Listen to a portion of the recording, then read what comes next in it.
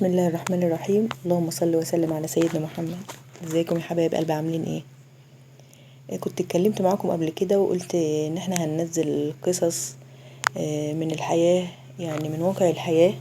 لو انت مثلا عندك قصة او كنت تعبانة مثلا في حياتك، او في حاجة ضايقتك، او موضوع في حياتك تخططيه، او تجارب في حياتك مثلا ممكن غيرك يستفاد منها، او ان انت عملت ايه عشان تتخطي التجارب الأليمة اللي انت مريتي بيها في حياتك وكده.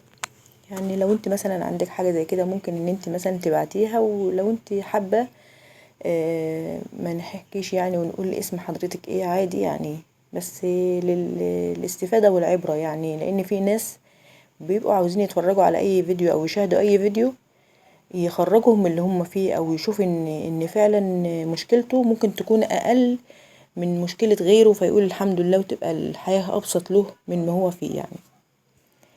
عارفين طبعا لما بتضيق بينا الدنيا ومش بنلاقي حاجة يعني تعبري بها عنك، غير ان انت دموعك بتنزل منك من غير سبب.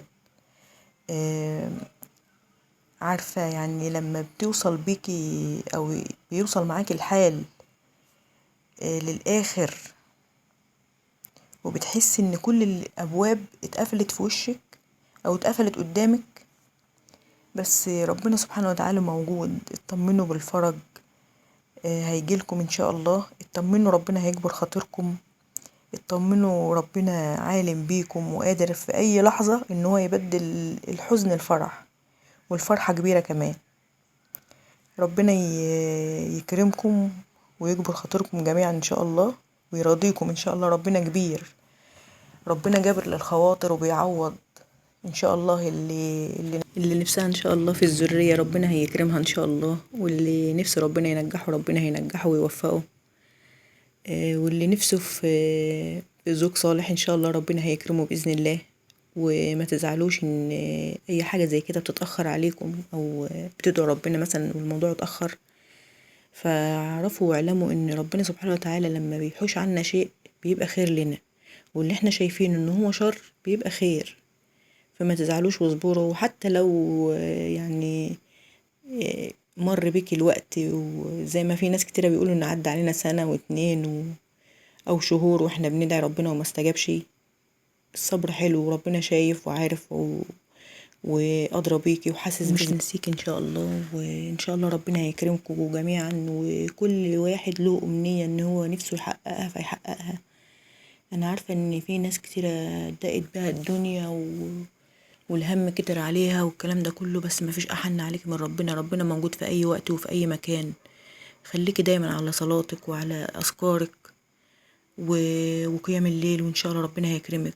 خلي دايما كل يوم عندك ذكر الصلاة على النبي عليه افضل الصلاة والسلام، الحوقلة، استغفري ربنا دايما دايما. برضو دايما اعملي لنفسك مثلا كل يوم مثلا 1000 على السبحة، 1000 استغفار.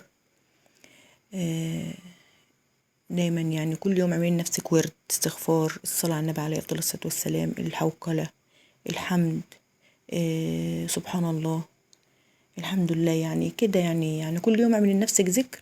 حتى لو انت هتقولي مثلا ان انا مش فاضية، او مثلا عندي بنظم البيت، بعمل اكل، بذاكر للاولاد، كل المسؤوليات ديت، مفيش مشكلة. انت طول النهار يعني زي ما كان حد بيقول يعني ان انت مش طول النهار، يعني انت لسانك ما بيشتغلش طول النهار. طول ما انت بتشتغلي لسانك شغال على طول بالذكر. وان شاء الله ربنا يكرمكم جميعا، ويجعل ان شاء الله لكل اللي ما اتجوزش الزوجات الصالحة، ويجعل للي ما خلفش الخلفة الصالحة. وربنا يكرم كل من كان، ويخلي لكم اولادكم، ويسد ديونكم، ويكرمكم جميعا. والسلام عليكم ورحمة الله وبركاته.